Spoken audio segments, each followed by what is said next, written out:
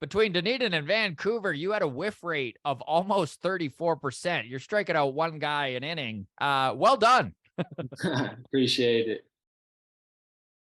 Patreon.com/the Walk-Off Podcast. $4 a month gets you in there. Very excited to be joined by today's guest, pitcher for the Toronto Blue Jays organization, finishing his season with the High A Vancouver Canadians, Devereaux Harrison. Welcome to the Walk-Off, man. Thanks for taking the time. No problem. Thanks for having me on here.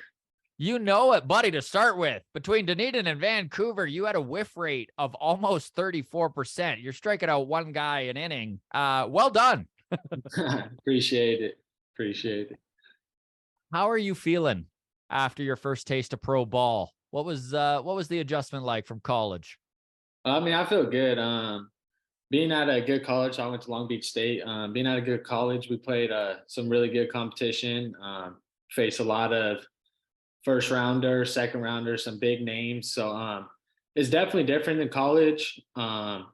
Obviously, they're a little older. It's professional baseball, not college. You know what I mean? Yeah. So they're a little older. They know the ins and out of things. Like hitters in the box are more comfortable. They know it's just more of like a mind game. In college, it's more like guys aren't developed as much as guys are in pros. So it's definitely a change, but being at Long Beach, I think it helped a lot, like facing top guys consistently, which I think is good because like it's a jump. Obviously, it's a big jump for everybody, but being at Long Beach, like I think that helped me out a lot for it not to be as big of a jump as it could be for some people. I love that. You're the type of guy, aren't you, that you like a challenge? Yeah, no, I like my best versus their best, and that's how I've lived my life, my whole life. I'm gonna throw my best. If their best is hitting fastballs and my best is fastball, I'm gonna throw my best. It's my best versus your best, and that's how I live my life. That's how I play the game. So you walk into Dunedin. Was there anything that surprised you a little bit? Maybe something that just life-wise was a bit more of a pain to also try and juggle a professional ball career with?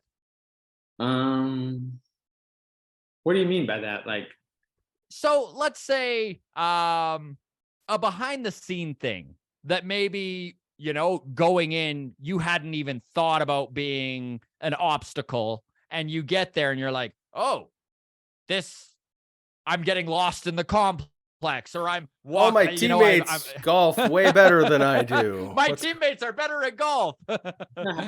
That's debatable. We'll get on that.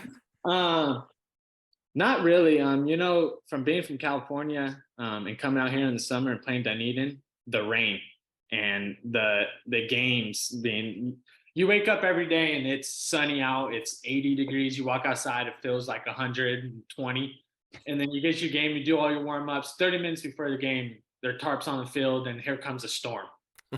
And being from California, that's like that does in the winter, that doesn't even happen. I mean, you get ready in the winter to play a game and your game is on. So that was a little different. It's like, it's summertime. Why is our games being canceled? Why are we have a 2-hour delay? So that was the thing that was a little different, just because I'm not used to that being from California. So it was just weird, like, oh, it may rain today. So you never know. You go to the field like, okay, we're going to have a good day. And then 30 minutes before the game, it's like, okay, guys, tarps on the field. Let's relax for a little bit. It's like we just tied our cleats or put our shoes on. What do we got to do now? Sit here for another hour. So that was the little different.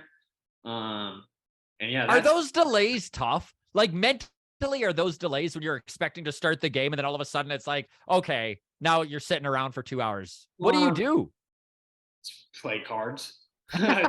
There's not much more you can do. Luckily, Dunedin's locker room, obviously that's where the big league spring training is and stuff. It's we got everything. We got a weight room, hot tub. So that's nice. You can. Yeah, you're not roughing it there, right? Right. There's a cafeteria. So there's some people playing cards. There's some people just sitting there listening to music. We got TVs. So some people watching games, eating. So it's not rough, but it's just also like one of those things where it's like, man, we have to wait another hour. We've already been here for 3 hours getting all of our prep ready. Now we have to wait another hour. But it's not that bad. I mean, being around the guys, it's what we do. So like it could be worse. It could be worse, but. What's your go-to card game? Ooh, I'm not a big card person. I sit from the back and watch. I'm not really a card game. You can't play in the locker room, but I'm a big poker guy. I like poker. I like Okay, blackjack nice. too. I like blackjack too, but you don't really play blackjack in the locker room. Fair enough. Okay, so you were drafted this summer, 9th round. Did you have a draft party? Were you watching this go down? No, I was watching. I didn't have a party. It was just No. me and my dad, my mom, my girlfriend, and one of my best friends growing up. So it was just us just sitting on the couch, just hanging out, just like a normal day. Had the Jays been in touch with you, or did you have no real idea where you were going? So I talked to the Jays like in the fall, like in my fall, a lot.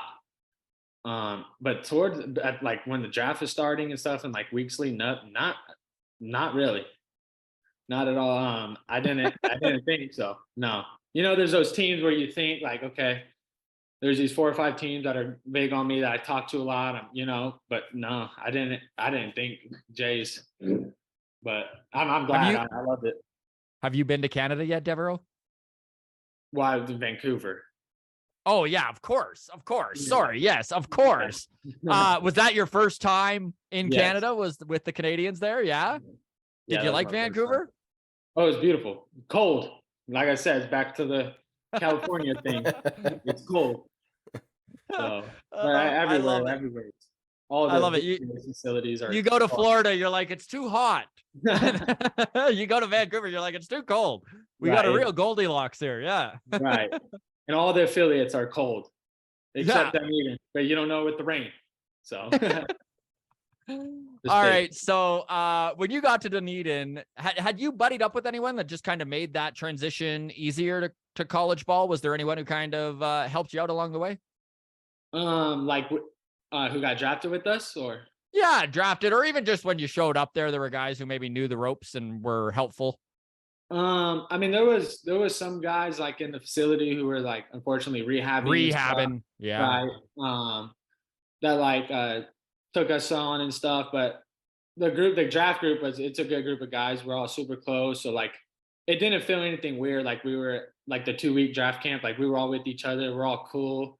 So that was a good thing. And I've actually known Josh Kasevich. I played with him a while back. So, and we're from close to the same area. So I knew him. So it was cool. Like also knowing somebody when you're coming in with a new group of 20 guys or whatever. But that's what we do. Someone to complain about the weather with who gets it, right? Well, he was up in Oregon, so it's cold. Okay. Yeah. Right. Okay. So how did they let you know you were getting the call up to Vancouver when you got the bump up? So we were in Bradenton. We were playing at Bradenton, and we were at Dunedin. We were in a playoff race. We were, I think, when the draft guys, like there was, I think 10 of us that went over to Dunedin after the draft camp. We were like 3 games behind or something like that, and Bradenton was in first place. So we were up in Bradenton, and we lost first day, and then we beat them. And then so Sunday we come around, and I think we're up like 1 or 2 on them, and they beat us on Sunday, and it was like, oh. And then they called me in the office, and I was like, oh, what's going on? Then it really. So you didn't know. When they called you in, you were like, uh-oh. No, I had no idea. I closed Saturday, so the day before, but I was supposed to pitch Sunday, but they had me close on Saturday. But like, and it crossed my mind now, like that could have had something with it. But in the moment, it was like there was nothing. I didn't know. And then they were just like, "Hey, you gotta, you've earned it. You've been pitching great for us. You're going up. You got to fly at 6 a.m. to Spokane, which you're gonna go play with Vancouver." And I was like, "Perfect." So then, which is kind of cool because Vancouver was in a playoff race when you joined them too, right? Yeah, when I joined them, luckily again, Michael Turconi came up with me, so we were on the same flight. So I had a little travel partner, I guess. Yeah. So we flew into Spokane, and yeah, I think they were like 1 or 2 games back, and then we were if we would have won Sunday in Spokane, we would have clinched then. So yeah, it's awesome. First year or first like 6 weeks, whatever, in pro ball, I got some playoff experience, and some like tough games being because of playoffs on the line and stuff. What was the atmosphere difference like between being in the Dunedin bullpen to the Vancouver Canadians bullpen? Was there a difference in vibes, or was it pretty much the same? The fans, that was what was different. Vancouver, as you guys probably know, Vancouver, it's 5,000, 6,000 fans every day. It's a Friday. We were playing at 12 o'clock against Eugene. School's in session. There was like kids running around. It's like they canceled school that day for the game. It's awesome. And then Dunedin, it's like there's like 12, so it's Dunedin, it's all pro ball and all that, but like Vancouver feels a little more like pro ball just because of the atmosphere and the fans and how many people are there. Like in Dunedin, it's kind of like, it feels like not a fall, but like kind of like a fall ball game in like college. Like, like we're all here, we're playing against another team, but like there's not that many people here. Which Right. is, I mean, you got to obviously, like when there's pros and cons of the atmosphere. Like some people can like shrivel up and like not do good, and and when there's not a big atmosphere and there's not a lot of people there, like some people are just more loose and they're just like, okay, there's nobody here, that's gonna talk crap to me if I give up a home run or strike out. And so like there's difference, but I'm a guy where I feed off of that energy. I like when, even if I'm at like in Eugene, there's some guys talking crap in the stands, like that gets me going. I like that a lot. I feel more like into the game. Like, okay, now there's people in Dunedin. It was kind of just like quiet the whole time. That's funny. Adam and I we make our livings as stand-up comics. So the heckling thing, I totally get. Like just firing you up and you being like, all right, let's go. Right. Okay. So you're in Vancouver, and you knew a few guys, you said, right? Like you came down with Turk. Were a couple other guys you were aware of before you got? I played in the Cape Cod with Matt Swanson. Oh, nice. Okay. Yeah, so I knew Matt. Did I know anybody else? That's I didn't. Oh, I knew Sam Ryan because he was in Dunedin rehabbing. The first couple of days we were there. So, but no, I didn't. That was about it. All I knew. But that's just the life of baseball players. We do this our whole life. We play. Yeah, of course. Teams like you meet. It's just the world of baseball. You meet so many new guys every single year, every single team you're on. So it's like us baseball players, we're kind of used to that. We're like, okay, we're gonna go meet another new 25 guys. Like, okay, sweet. So just to go back for a second here, other than the fans and just the atmosphere of the stadium being a little bit more vibrant, let's use the intensity within the bullpens from Dunedin to Vancouver, it was pretty similar, being you're both in a playoff race and stuff, or did you notice a difference? I think the difference is that there's typically older players.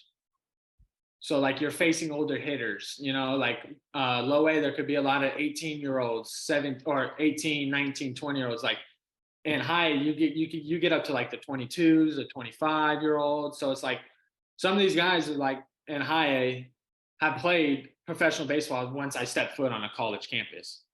So like that's the difference of it. But there's some experience there. Right. That's about it.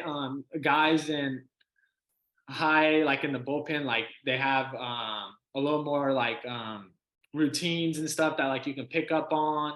And like Dunedin, it's like like I said, it could be a lot of young guys that like you're older than, but they've been in the pro baseball for 2 years, but you're older than, you know what I mean? Right. Like, so it's just like older guys being around them and like picking up things that they do that like I don't do or something like that. So that's about the difference, but not much. The intent, like we were playing Eugene. I mean, Eugene was a legit team, so it was more like, okay, we got to do this. We got to throw this pitch to this guy, this pitch to this guy. You know what I mean? So it's more like that. When in Dunedin, it was kind of just like, hey, let's attack. So that's about the difference. Not a big difference at all. Just like I said, the guys you're facing a little more veterans, I guess you could say, right? In pro ball. So what's your routine look like then? Is this something that's still a work in progress? Are you kind of getting this routine under wraps here? Or do you have a set specific way you do things every single game you're about to pitch?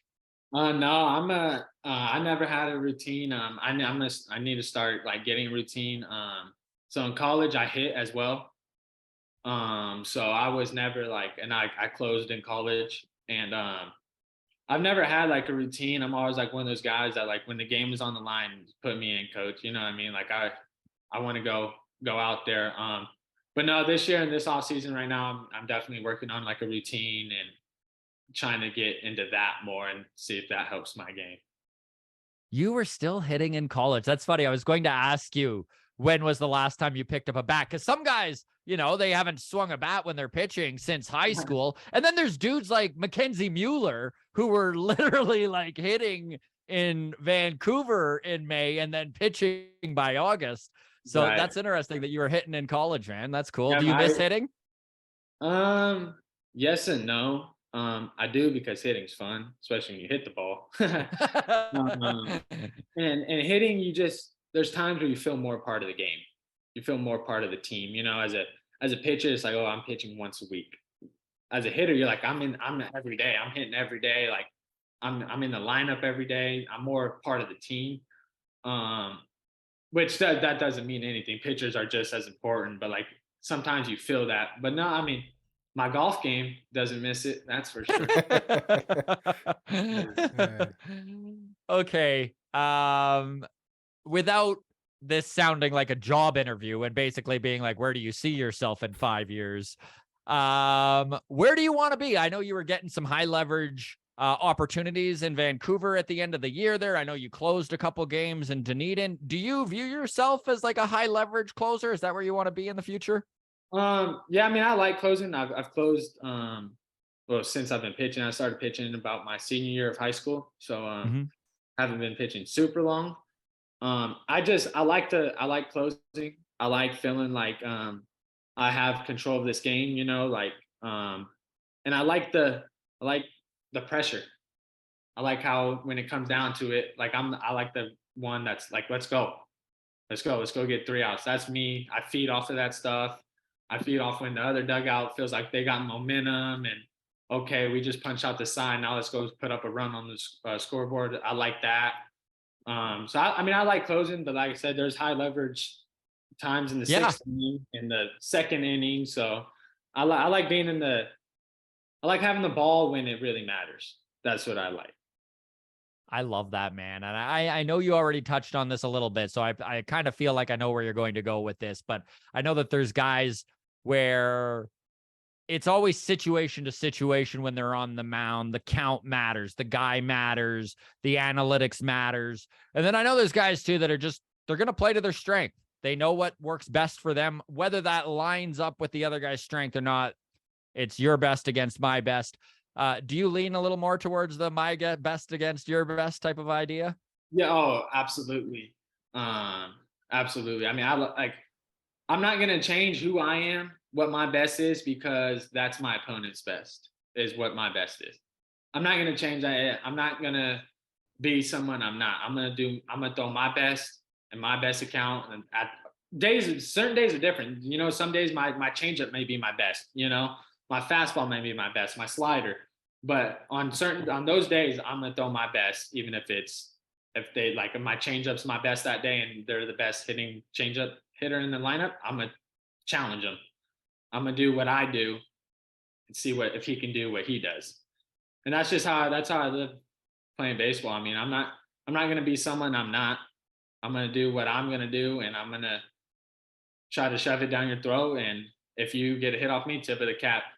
It was my best, and it was your best, and you got me on that one. What's your pitch repertoire look like right now? You mentioned the fastball, the slider, the changeup. Is That's that it. what you're throwing? Yeah.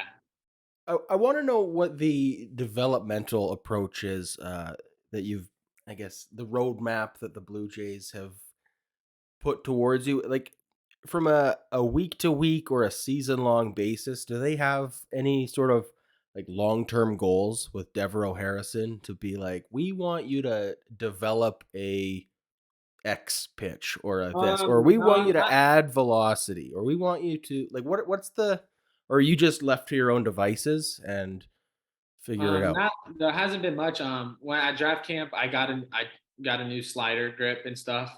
In college, I was fastball, just throw my fastball on. My best versus your best is the same thing. Yeah. That's a Mhm. lot. So we're just dialing on more of like the slider, being more consistent and more movement for right now, at Mhm. least. Cool. Do you know going into the game what your best pitch is going to be? I mean, obviously you warm up, you get loose, you're feeling it, or is it kind of like until you're on the bump, it's a real roll of the dice?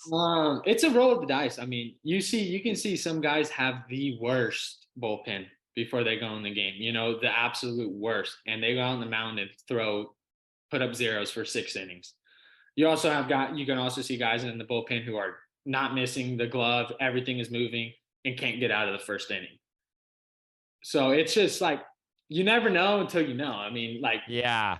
in the bullpen, you've got, oh, my slider's moving how I want it. I'm throwing it for strikes, and then a batter gets in there, and you're like, I can't throw my slider for a strike now. What happened? So it's kind of a roll of the dice. You know, you fill out the first batter, you fill out what's going on, what the situation is in the game.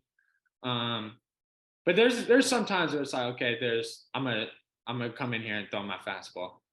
Or there's sometimes where, okay, there's some lefties up. I'm gonna come in here and just dominate with my changeup and see what happens. I can imagine when a pitch isn't working for you that a lot of it is staying calm and not getting frustrated, right? You just gotta lean on your secondary stuff or your other pitches. Right. Yeah. I mean, it could be very frustrating. Obviously, it's a Yeah, hard obviously. it's a hard game. It's a hard game. Doesn't always go your way. I mean, like I saw an interview of like Deion Sanders on this, like there's nothing out there that you could go be the best 3 times out of 10 and be in the Hall of Fame. So Yeah. like obviously it's a hard game. Like every day is not, you're not gonna go out there and punch out 3 batters, 6 batters and put up a zero. So it's frustrating, but it's also like it's being able to get out of that frustration and okay, what do I need? I'm not throwing good right now. What do I need to get outs? I don't need strikeouts, I need outs. Mhm. So like just the days it changes. I mean, it really does. It would be an easy game if every day everyone's gonna have their best. It would be a very easy game. But that's not life. Yeah. Yeah, that's not baseball. Right. Do you shake your catcher, or are you a guy that like when he puts his fingers down, you're gonna go with it most of the time, or do you prefer more instinctual approaches to how you're feeling? How do you go about it? It all depends, you know. It really all depends. Catchers and or if sometimes I don't know, coaches may be calling in, but catchers, you're the one with the ball. You know what I mean? You're the one that you know they've done their homework. Okay, we get this guy 0-2. The 6 out of 10 times he swings at a slider in the dirt. Well, you're not feeling a slider right there, or you're like after you threw a changeup, he fouled off. You're like, okay, I can get him with fastball, and then they call slider. It's like, no, I'm not comfortable with that pitch right now. Yeah. So it's like, no, I'm going to shake to what I'm comfortable with. And in college, we had the ability to shake, so that was nice. And obviously in pro ball, we have the ability to shake as well. But so it's just like it all depends. It's what you're feeling, your gut. And there's a lot of times where your gut's feeling a slider and they call a slider. Or there's a lot of times where your gut's feeling a fastball and they call a changeup and you're like, okay, wait up, let's see. I could back them up on this. So it all just depends on the situation and how you're feeling that day, really. Honestly, dude, I love your approach. And it's not that I have anything against analytics. I think it's an incredibly important part of the game and an aspect that, I mean, time and time again proves its worth. But that the talk of the gut and just what you're feeling in the moment in a lot of cases has gone out the window. And I think there is a real benefit to kind of going with what you're feeling at the moment. And it's kind of cool to hear a guy, just in high A who views it that way. Right. Right. No, I mean, that's how I've pitched my whole life. That's how I played the game. At that point, you have control. Mm-hmm. Don't put it up to someone else. You have the rock in your hand. You have the control. You know what you're going to do, what you think this is going to work best in this account or this situation. And obviously analytics matter, right? Like obviously information's important, but I like that mindset. Right. Bullpen Hijinks. What do you guys wind up getting up to in there when you're just killing time? I know you mentioned cards. Do you guys ever? You're all goofing around, I'm guessing, at times. We got like before games and stuff. Yeah. Sometimes I mean BP. Sometimes we're playing games, see like chasing down balls and stuff, taking down balls. It's a loose environment. It's a kid's game. You know, we try to have fun.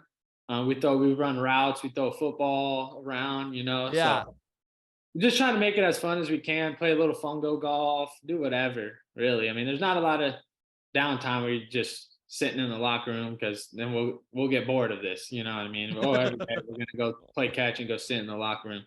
So we find things to do, like I said, play catch with the football, cards, just sit out there and talk, do whatever. Yeah. New Year's resolutions. Are you a New Year's resolution guy? No, not really. Not really. What's the most superstitious thing you do? You know, I'm not a really superstitious guy. What's the most superstitious thing you've seen someone else do? Oh, some people like have to put on like the right sock first when they're throwing that day, then the left sock. Yeah, I don't. Like I said, I'm a guy that just give me the rock. I'm ready. Yeah. You know, which it could be a bad thing that I'm like that, and that's why I'm going to figure out like routines and something like that. But no, I don't really have one. I just give me the rock and let's go. Growing up in California, were you a Dodgers fan? No, I love to hear that. Who was your team growing up? you're not gonna love to hear this. I was Oh, just God, scrolling your you're a Instagram. Yankees fan. I'm like, It looks no. looks like a Red Sox fan. Me? Okay. Who's your- No, Yankees. Yeah, it Yankees? is Yankees. Okay. I don't know why from California. My older brother grew up and he was liking the Yankees. So I just hopped on the bandwagon with him, I guess, when I was a kid. Well, it's a But good no, bandwagon to be on. Yeah, I guess. I don't know. Not anymore. I like your doubt there now. You're like, no, gross. Yeah, no, Is it not the Dodgers? Definitely not the Dodgers. I'm closer to San Francisco, so there's black and yellow. Our school, my high school, Yeah. is actually or orange and black. So no, not the Dodgers. is your older brother why you got into baseball? My mom is. My Your older brother mom played is? baseball, but my mom. Yeah. Yeah. My dad played football. And my mom played baseball and then played softball in high school and college. Do you remember the first major league game you went to? No. No.